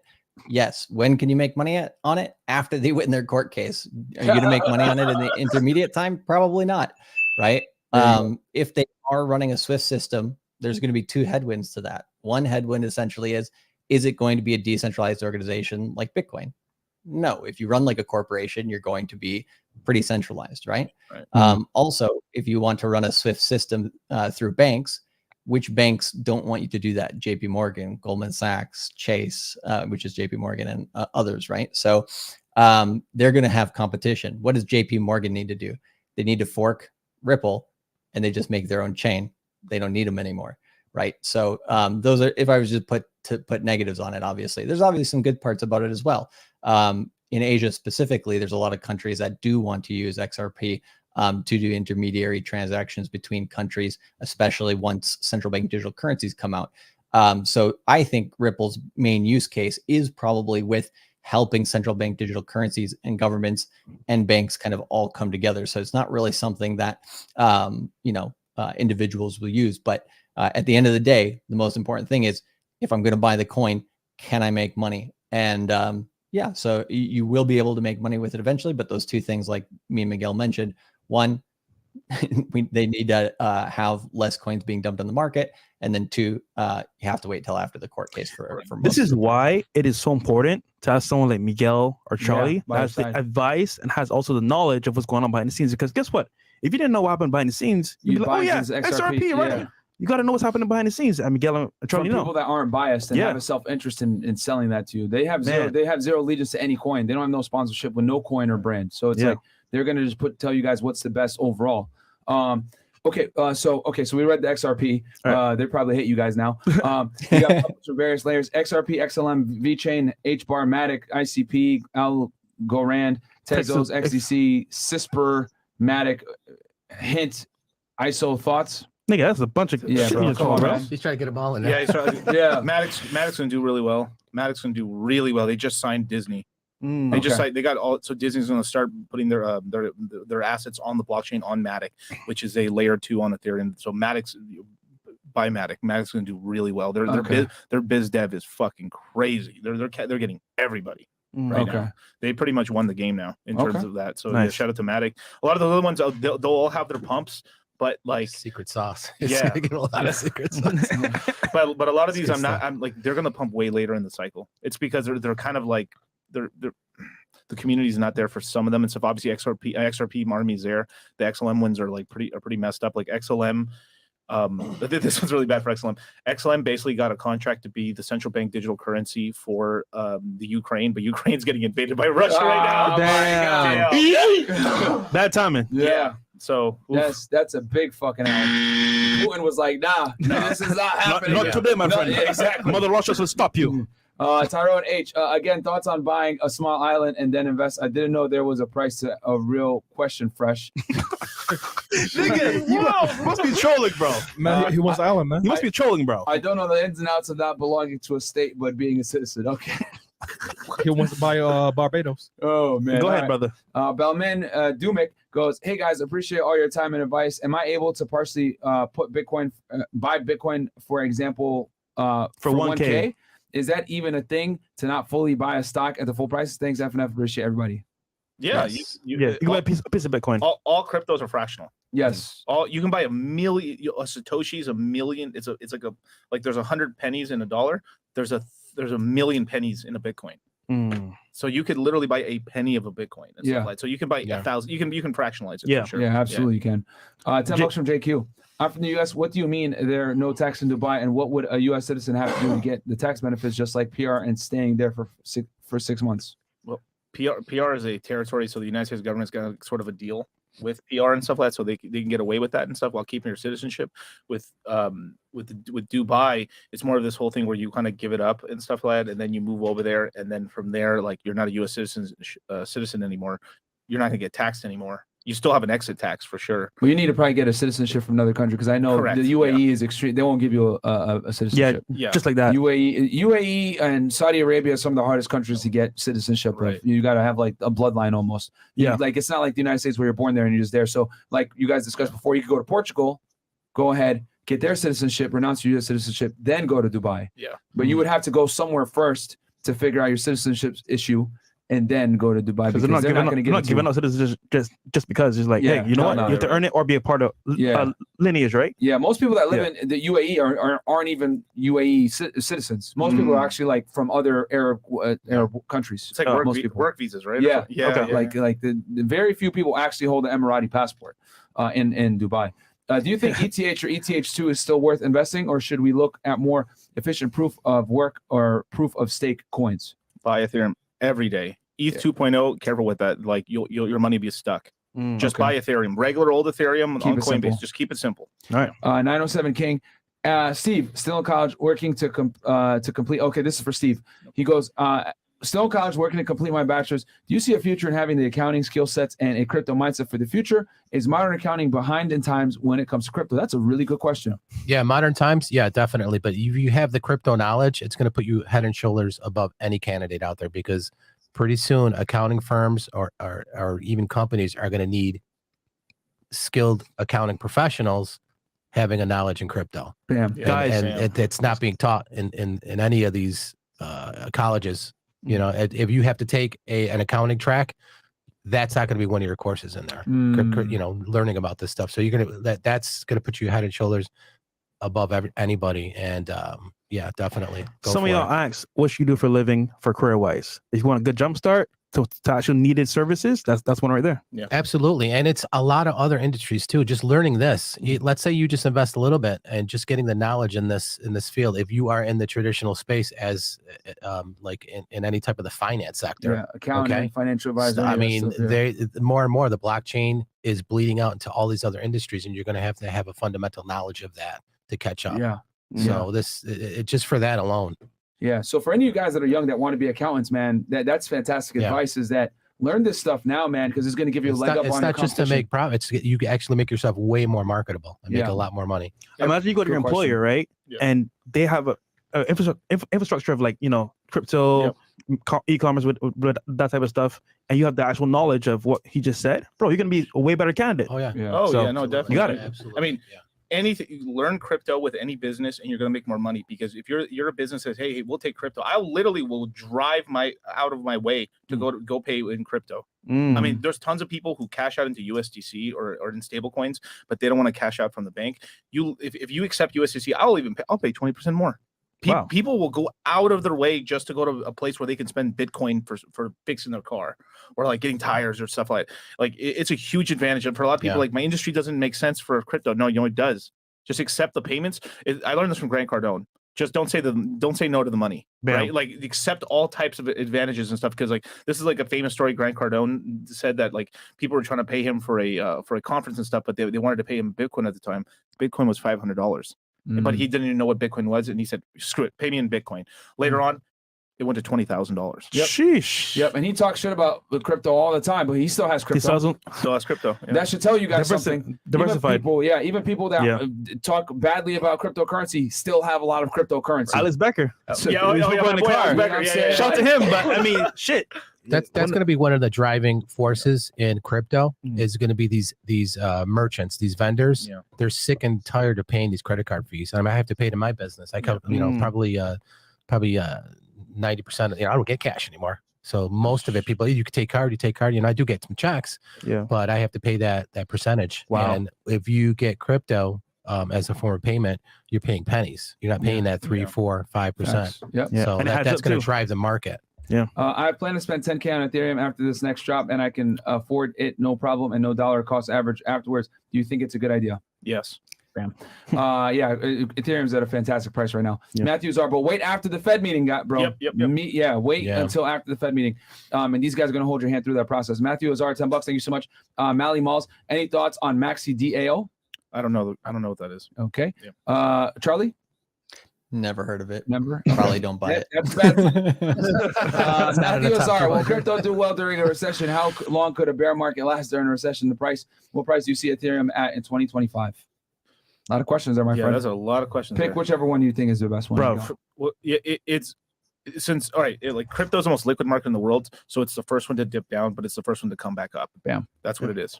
Yeah. Okay. Global climate change agenda will affect crypto after regulation. Will 99% of tokens disappear? Also, Ripple is buddy with the WEC forum. Thoughts? It won't do anything to it. And more than likely, the only thing that'll change is that there's probably going to be cryptos that are going to be trying to sell carbon credits. Okay. And stuff. So the carbon credit market's probably going to start growing. I mean, it's already $1 billion industry. They've tried a couple times, like Steve Wozniak had a token called Woz and stuff, and they were kind of trying to play that whole like green energy and stuff like that. We had guys like at Mad Energy, I'm sorry, trying to do that right now. And I think this next cycle, the next 2 cycles, like the green energy cryptos might actually have be able to get their foot in the door because it's tough. And stuff like that. So, yeah, that's good. Chago XP goes, should I stake my ETH? No. Okay. We in the Matrix. Currently active duty. That's for Chris, right? Is that for Chris? Look at the Matrix. Currently active duty. I have a little over a year left in service. Thinking of taking a TSP hit to invest in crypto lows. Thinking the profit would outweigh the tax hit. Any thoughts on this? So he wants to take a TSP hit to invest in crypto. Right. So I mean, obviously not financial advice, of course, right? You know, you got to do your research and stuff. Or join the crypto mindset course. Pull out of your retirement. Yeah, out of your, he's a government employee, bro. I wouldn't do it. Yeah. I wouldn't do it. Don't fuck with you should only touch your TSP if you got to buy a house because they don't penalize you as hard. Right. But they're gonna penalize the fuck out of you if you touch your TSP, bro. Yeah. Before you need to. And then to do it on something that isn't necessarily going to make you like dividend income every month, like it's not the best move. If you did that for real estate, I could kind of understand it because at least they're not going to penalize you as hard and you get some cash flow. But to take money out your TSP and kind of mess with that compound interest thing, like just take some other capital and put it in. Okay. Versus touching your TSP. $5 from big homie Alex. Thoughts on the Flare network? I don't got much thoughts on it, to tell you the truth. Okay. Yeah. Love the show. Watch religiously. I'm 19. I have 1,500 in crypto and I still invest what I can. I just got my Vanguard. Do you guys have any tips next? That's from Marcus. $5. I mean, hey, man, that's really good. Just keep dollar cost averaging to both and stuff. Build up your portfolio, and then it's going to be up to you whether you want to take the Vanguard into crypto or just keep that as your as kind of like your nest egg, pretty much. Yeah. $20 for Mr. Got Plenty. I stood on the mountain high with the Lord Hex Jesus and said, let's rush down there and clap one of those Latinas. He said, no, my son, we will walk down there slowly and clap all the Latinas. It's the word of the Hex Jesus. What the? Okay. Bro, what are you talking about, man? Yeah, I don't know what That's the story of the bull that goes up with the old bull and the young bull. Is that the Hex Bible? Yeah, that's the Hex Bible, man. Like, glory be thy bags, for they shall pump. All right. Money from Mike's World goes, how will the new BRICS reserve, China and Russia currency affect crypto and economy? Is that their reserve currency they're trying to create? BRICS? Yeah, that shit's gonna fail. They're trying to basically take away the U.S. dollar's reserve currency status, right? Right. It's working terribly. Like it's working bad right now. That ain't gonna work. Okay. Yeah. Queries of the interweb. If we join the crypto course, what is the minimum capital we should have to make crypto investments? And will you be telling us how/when to invest? Thanks for the info. Well, we'll be giving you guys info and stuff, but at the end of the day, you've got to make the decision to put money into the space and stuff. But we do recommend, like if you're gonna go into crypto, at least have put $1,000 in. Yeah. Something like that. I mean, you don't need a crazy amount to get started. I mean, when I got started, I started with $50. Bam. First purchase. Now it's worth millions. Yeah. Bam. There you go. See, rather than guessing what to invest in, they'll give you a number of options you can invest into, and then you choose what you want to do. Yeah. Yep. What do you think about Polkabridge at 6 cents was $3? I mean, right. I would wait for Polkadot to bottom first. It's the same thing. The main L1 has to bottom out first. Once it starts pumping, then you can invest into the altcoins. Bam. Without waiting. Because if not, you're just going to get wrecked because the altcoins can dump 90%, and then they can dump 90%, and then you can keep infinitely dropping on altcoins and stuff. So you have to be really careful. Okay. Damn. Yeah. So if I have 5K and want to buy BTC, where do I buy it and where do I store it? I've heard about these offline wallets, but don't have the full picture. Okay. So you typically you want to start with either one of these 3 exchanges, especially in the United States: Gemini, Kraken, Coinbase. Yep. Right. You can buy Bitcoin there. It's safe there while you're getting started because obviously you just leave it on the exchange. It's like leaving a stock there. But over time, you want to buy yourself a Trezor or a Nano S. And then with those, you can move slowly, do a small little transaction, move a little Bitcoin. Once it shows up, then you can move the rest of it. Once you have it in your possession, it's there. You're off. You're safe. That's what you do. But it's totally fine, especially if you're starting off, just to leave the coins there because you're starting off. You don't know what you're doing, right? Okay. But definitely just get in the game, and then from there, educate yourself, and then from there, you'll know how to take custody of your coins. Bam. Yeah. So if I have 5K and want to buy BTC, where do I buy it and where do I store it? I've heard about these. Oh no, sorry, we read that. My bad. Mario Lord. Hey, FreshandFit, big fan. What's the best Apple website to use to invest into crypto? He just mentioned as well, yeah. Coinbase. Terrell Perry, dollar cost. Can you clarify that drip is not a rug? People take profit, but the protocol works and is still going. Once the market turn around, so will drip. It seems as if you only learned about it later.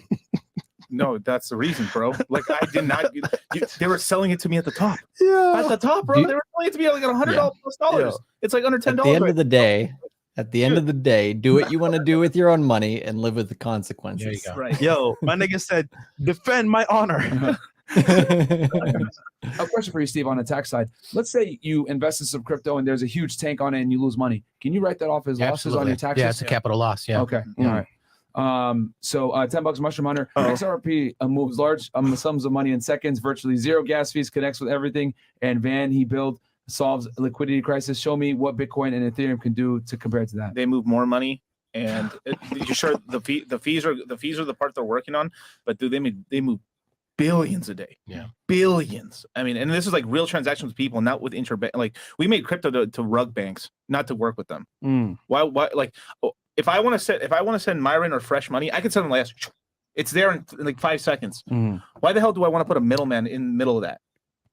No, this whole thing was to have control over your money. It's the red pill of finance, bro. Miguel and these XRP.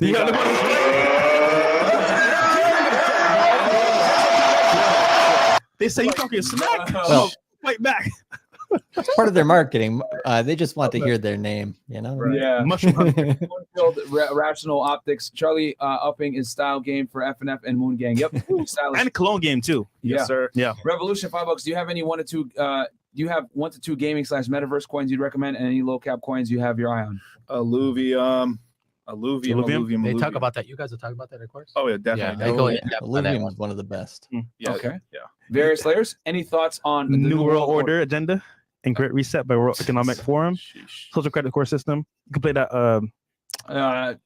See now you killed it. I love it, bro. No, I can't play it. I think the first half. The first half of the podcast, we talked about that. We talked about the advent of all 100 countries are in the works of making a digital currency. Everybody will have that. Fiat will be a thing of the past, and no more cash. And it's up to you whether you decide if you want to be sovereign and have your own control over your own money, or you want the government to hold and be your bank and control your spending. That's where we're yes. It's not the New World Order. It's just that it is what it is. No, Steve. It's public information. Yeah, it's and not a guess conspiracy. What? It's gonna be one currency, which means they have full control. Take over the world. Sorry, Steve. That's the only time Fresh don't stutters when he talks about conspiracy theories. Actually, coherently speaking. Well, I know about this. Yes. And then bam.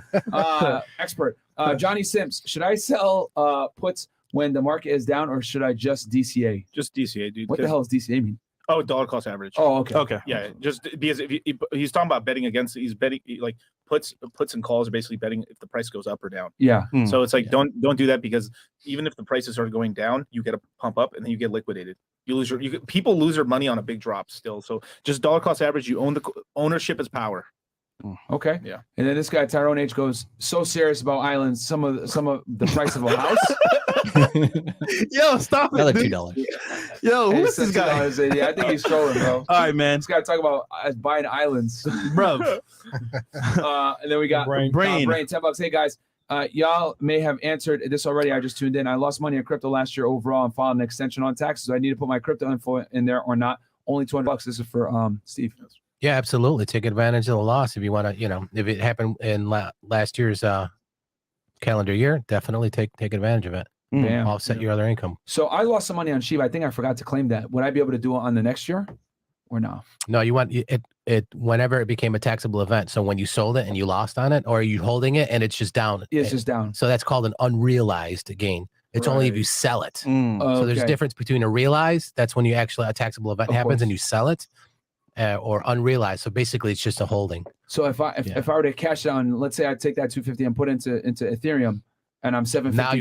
Now you have a taxable event because now you're selling it off at a loss. Yep. And then you're going to capture that loss. Okay. So this year, if I sell it off, that's becoming realized. Bam. Yeah. There you go, my friends. Nice. That's the differences right there, guys.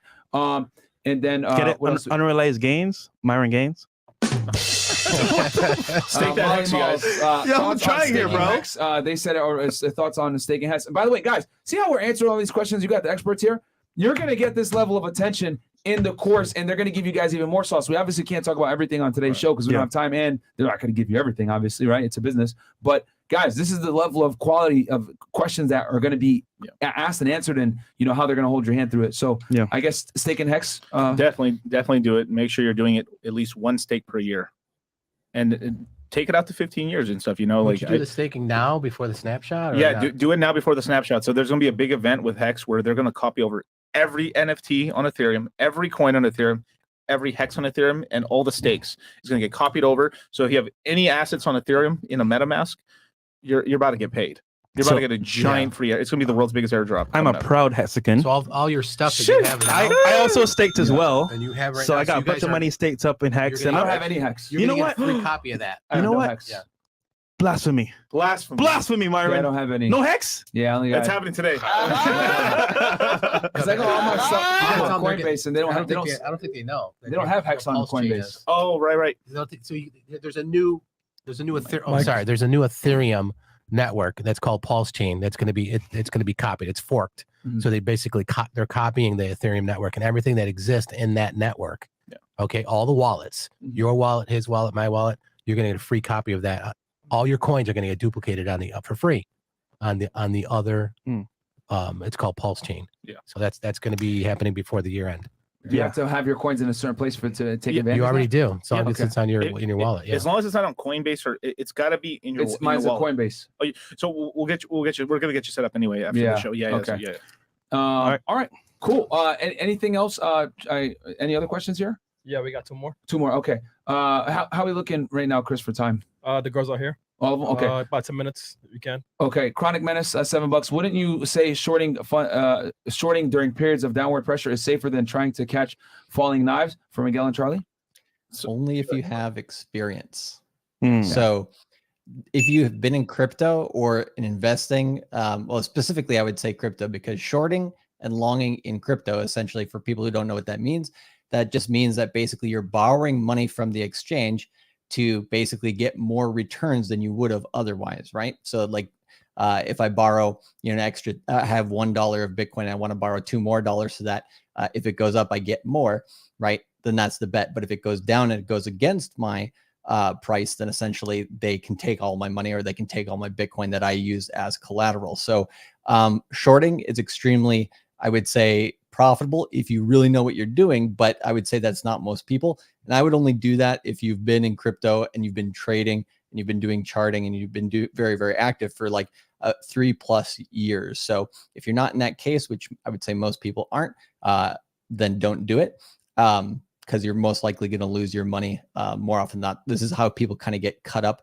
in their portfolio for making these types of mistakes. And also, I would say they do these things called short squeezes. Part of the reason why Ethereum pumped last week is a lot of the exchanges essentially wanted to get rid of people who were trying to short it. So they push up the price to the upside a little bit, and then they take your money essentially. So instead of, in terms of what he means by catching falling knives, right? He means about buying coins as they drop in price.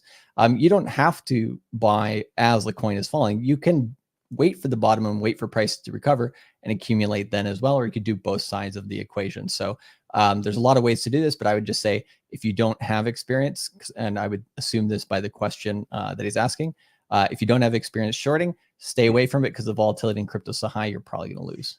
Bam. There you go, man. Giving y'all that sauce, man. Yo, course link is below, guys, if you guys want more detailed answers like that. Anything else, Chris?